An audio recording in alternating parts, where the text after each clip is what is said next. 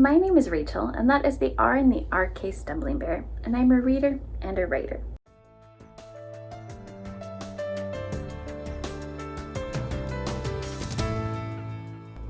And today is the 31st of May, and Bree from Four Paws in a Book has very nicely shared us what the first book, or the leg for the first book is going to be.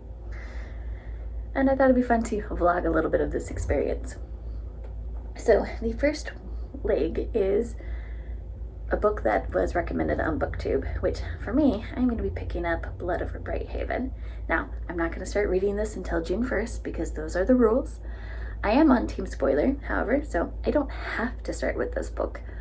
But for now, I kind of want to read in the same order because it's fun.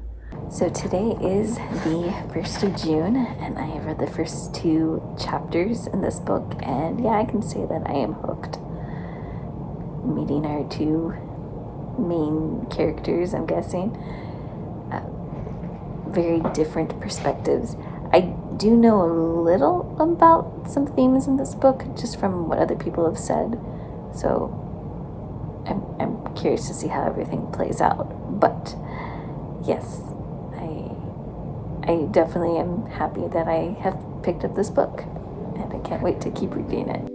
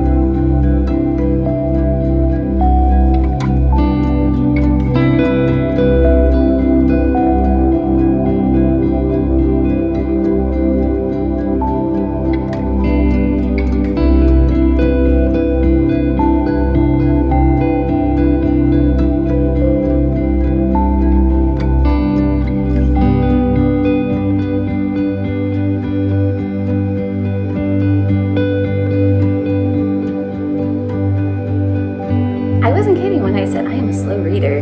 Bree has already dropped Leg 2, and I am only on chapter 5 of Blood Over Brighthaven. I'm really enjoying it. It's really great.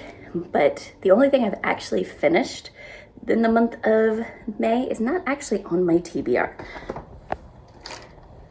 Funny enough, the only thing I have finished is A Long and Speaking Silence by Nevo, which I was hoping to pick up in May. It was one of my 2026 new priority releases. This keeps me caught up on the Singing Hills cycle. And if you've never read the Singing Hills cycle, you could start with this book. They're vignettes from a cleric Cheese life, but they're not in chronological order. So this is very accessible, and I will say more in a dedicated review for it. So the prompt for Leg 2 is a book you don't own, which I could substitute this in for there because I read it, and it is 144 pages, and Volatile Memory is also a novella, but I still have Volatile Memory as part of my May TBR, so, or not May, my June TBR, my part of my Uno TBR, so I still am planning on reading it. I just have to go get it from the library, which I'm hoping to do today. Last night, the library was closed due to a maintenance or a malfunction. So I hope you all are having a great time reading. and I will continue reading Blood over Brighthaven. Okay, so it is the 10th of June, and Lake 4 just got released today. And the prompt for that one is something with a holiday in it. So the book I had chosen for that is The Raven Scholar by Antonia Hodgson, because I need to read it in order to vote for the Hugos anyway. If that one doesn't work out the way I'm hoping, then I'm going to use A Long and Speak in Silence by Nevo for that, since I've already read it and I know it has a holiday. But how am I doing with the other 3 legs previous? Well, for the preposition, I am reading Everyone in My Family Has Killed Somebody by Benjamin Stevenson. And, not very far into it, because slow reader, Last night, I actually just finished Volatile Memory for Seth Hayden, by Seth Hayden, and this was for the prompt, A Book You Do Not Own. And actually, Seth Hayden is a Australian author, as is Benjamin Stevenson, I believe. Did not plan that, but kind of funny. Oop. And for the first prompt, hyped on BookTube or found on BookTube, I am still working on Blood over Brighthaven. So, a little bit of a slow reading month so far, but that's okay. I'm enjoying myself. That's right, you're getting another phone clip while I am working on some other things on my computer. But I wanted to update you guys on how reading's going. So I have been reading The Raven Scholar for my festival or event prompt, and I'm about 5-6 chapters in. I take that back, I'm probably like 4. I have some complaints. We're following Yana, and they're making it to be like she's going to be a big perspective, and ends up, I guess, she's more of a epilogue, or not epilogue, prologue. Hey, let's get you hooked into the story. She's an interesting perspective, but I have to question some of the choices that she makes, especially that leads up to her exile, because she's saying one thing, and then all of a sudden, in the moment, she decides something else, while knowing who her twin is, personality-wise. And that's kind of where I am calling bullshit. You're 16, you have been outcast all your life. That gives you a freedom to do what you want. You're not involved in the politics. You can say, no, I don't want that opportunity. I want to do something else. And yeah. So her making the decision, I know that Hodgson tried to show her inner thoughts as she's debating, but it's kind of compelling. But girl, I was you can be okay, that those things are compelling, but still be not enough to want you to totally rearrange your life. I guess I'm just not one of those people who believe I will do this to avenge my father's honor or whatnot. Your father initiated a rebellion because he was mad that he lost a trial. So you guys have a system that says this is the fair way to choose a ruler, and you decided you didn't want to do that, or you weren't going to abide by that. So what's the difference between people who deny elections? After Ruko, her twin, who knows her, decides to, or who knows Yana, says, no, exile her. Wait, exile is actually a death sentence, not just they're out of the kingdom. That's where I also call bullshit. This is your twin. You have a twin language. That wouldn't come out of nowhere just to be oh, yeah, exile her. Because I want to get ahead in life. And that's where, Yana would know if that was his personality and would have not decided to, oh, well, I'm going to go and you're not because you're going to stab me in the back. All these things, I would call it like, you know your family so well. No. This whole sequence of events, I'm going bullshit. But I'm like, okay, we're supposed to believe this. Then we have Nima. Nima's interesting. But, oh, wait, no, like I said, we then get also in Ruko's mindset, and it shifts on us without any warning. And it's like, but he's talking in the past about, like, the events, so it feels disjointed. And then we get Nima.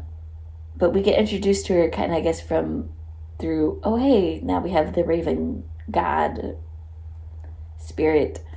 And then after that chapter with Nima, we jump forward 8 years. So we're losing now characterization and the ramifications of the fallout of the actual act of the exile. This is not my favorite way to tell stories. It's not my favorite way to consume stories. So which is why I'm on the fence of whether or not I actually want to DNF. Because I do, like I said, have that backup book that works for this prompt. I think I'll probably give it 2 more chapters today, and then we'll see. And then I've been working on Everyone in My Family Has Killed Somebody by Benjamin Stevenson. Murder mysteries have their own style, and this author is definitely playing with the convention. However, he lets us know that at the very beginning. So I'm still along for the ride. I want to know what's going on. Everything is still in setup phase. So we still have 2 characters that we haven't even gotten their POVs for, or they haven't joined everybody, even though a body's been found. So definitely interested still in this one. Vested in my rant, I forgot what I was working on. And then I am still working over Blood over Brighthaven. This one is working for me. It is more of like a, I think, meaty fantasy, but it's very different from the Raven Scholar. Whereas the Raven Scholar is trying to be epic. This is like an urban fantasy, which I really do enjoy. And it plays with modernity to a point. It's not like our society level, but you kind of get like a steampunk vibe off of it, or at least that's what I'm doing. That's just, kind of feel like Victorian age. So I'm kind of curious how this is going. I keep getting interrupted when I'm reading it though, so it's not as fast as I would have liked. I hoped I would have been done with it by now, but that's life. Hoping to get a lot more of this read over the weekend, depending on how much my husband wants to hang out. But yeah, I guess I should go see if another leg has been dropped, and I am surprised. Because that would be something that Bree would do. No, we are still in our current leg, which is leg 4. So yeah, I'm going to end the clip here. I have too many books going. This is kind of driving me a little nuts. The Witcher, which is not part of the Amazing Readathon, is part of my buddy read group, and it just took me half a month for the library to get it to me. So I'm working on that. Working on Generationship, which is the other buddy read for my group. So, and then I'm working on 4 books for the readathon. The most recent prompt was Isolated Setting, so that I have Island of Wings by Karen Altenberg. This is a historical fiction. I'm not sure quite how I feel about it. I've only read the first chapter. But it's also part of my Buzzwordathon prompt, so I figured, knocking 2 things out. I am still reading The Raven Scholar, which was the festival prompt. I'm about 15% into that. That one I'm reading on my Kindle app on my phone, which is how I film, so I don't have anything to hold up. I almost DNF'd this. Talked to some people from the Discord group from Literature Science Alliance, and they gave me some perspective, helped me go, okay, I'll continue with this book. I enjoy parts of it. Like, the fantasy world is interesting, character motivations are shit. I am still reading for the preposition prompt. Everyone in my family has killed someone. Maybe 25%, a third, somewhere around there. Murder mystery kind of thing. Interesting take, interesting vibe. Not usually my thing, so I was like, I don't have any real big thoughts on it. And for the very first prompt, I am still working on the book recommended on BookTube, Blood Over Brighthaven. This one I'm pretty sure I'm solidly a third of the way through. Enjoying it when I can get to it. But yeah, that is how my June is going. I am hoping that I can get some reading done tomorrow, which is a day off for the holiday for Juneteenth, or on Saturday when I'm doing laundry before we go on vacation, because on vacation I'm probably not going to have a lot of time. So, though I am known to pack books, especially since it's a road trip. If it was on the plane, that's when I tend to focus more on my Kindle. But, so yeah, that's how I'm going, and I know that there's still 3 more prompts to drop, so gotta get some reading done.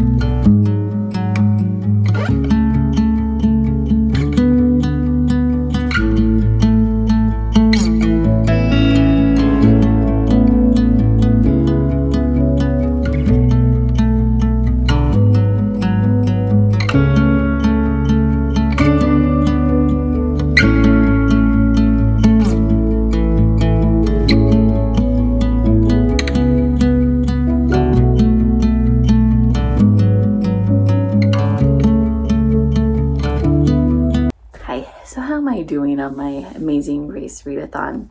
This is a check-in. The first prompt that we were given was a book recommended by a YouTuber. Oh, my corner just whatever. And I had chosen Blood Over Brighthaven. I haven't made any progress since last time I talked to you. Just been on the first half of vacation. I'm here for a day, and then we're going to the second half of the vacation. I don't know if this is one of the books I'll be taking or not. The second was A Book You Don't Own. I did read that. That was Volatile Memory. Third was A Book with a Preposition, and for that I have everyone in my family has killed someone. I haven't made any further progress on this one. Kind of lukewarm.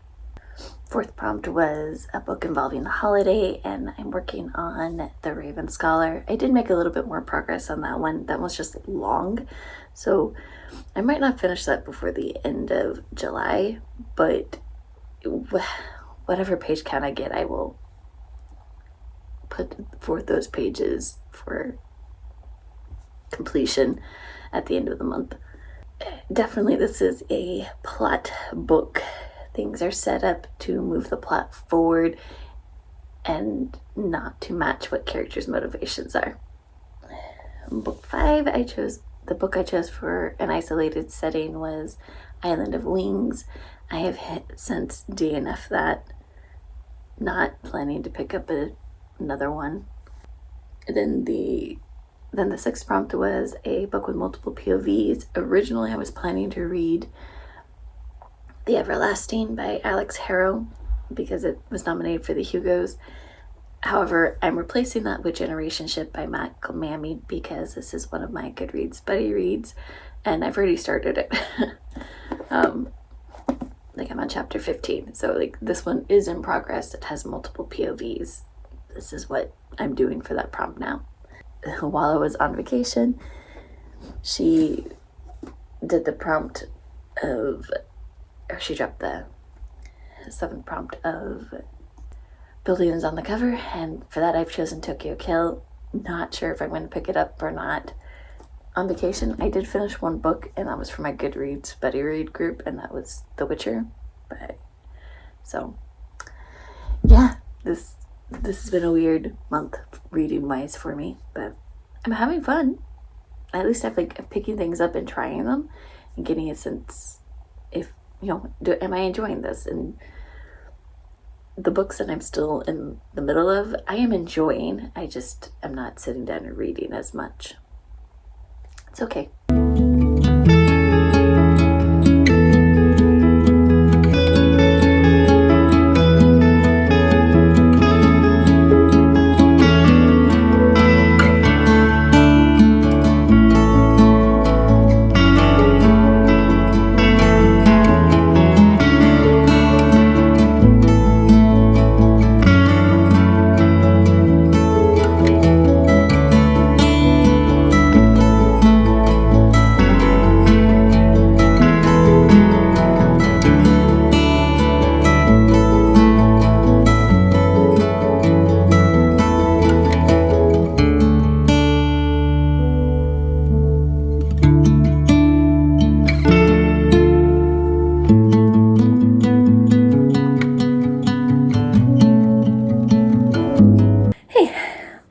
To check in. Since I changed my POV prompt to Generationship, I brought it here with me on vacation. I am about halfway through, so I might actually finish this before the end of June.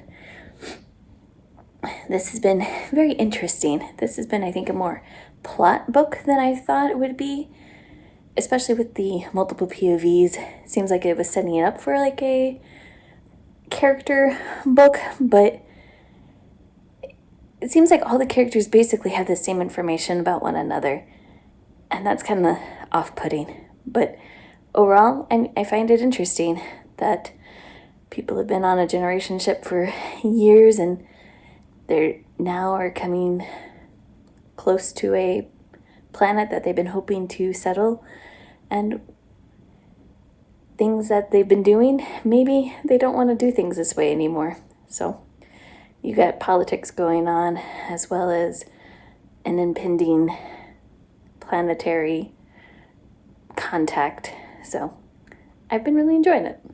Also have worked on The Raven Scholar. It's on my phone, which I'm using to film, so I can't hold it up or anything. But also, same thing. It's a book that's very plot driven. Things happen to move the plot along, not because of character motivations. So it's a romp of a ride. That's all I can tell you right now. Okay, so it is time to finish out the Amazing Readathon vlog. And let's talk about how I did or didn't do. So leg 1 was a book recommended by BookTube. I chose Blood Over Brighthaven. I'm about 40% through. I obviously did not finish this in June, and it's about to go on my pile up above of books I've started and still want to finish. And so I work them in as I do my other planned reads.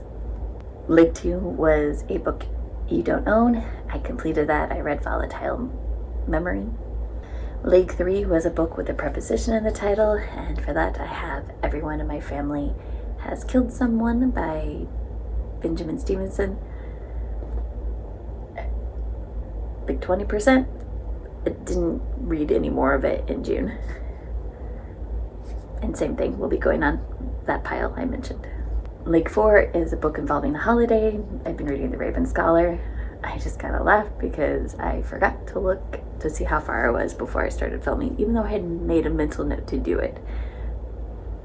I haven't read much since I last updated. Leg 5 was a book with an isolated setting. For that I had chosen Island of Wings. I DNF'd it. Leg 6 was a book with more than one POV. For this I swapped out The Everlasting by Alex Harrow with Generationship by Michael Mammy, and I finished this one in June. Leg 7 was a book with a building on the cover, Tokyo Kill. I never even started this. I'm gonna just put it back on my shelf. It's one of my Buzzwordathon books, so in theory I should be getting to it this year. And the last leg, Leg 8, was a book with mental health representation. I did start this, and that is Ode to the Half Broken by Suzanne Palmer. And yes, I would definitely say that it does have a lot of mental health representation in here for different aspects of mental health.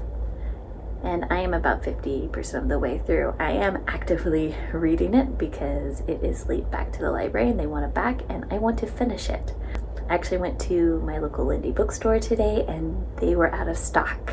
So I was like, well, I'm not returning this to the library until either one, I have my own copy, already predicting it's going to be a 5-star read, or 2, I finished it. So that is how I did with The Amazing Race this year. Go Team Spoilers. If you participated, I'd love to know how you did. Please let me know down below. Thank you and have a great day.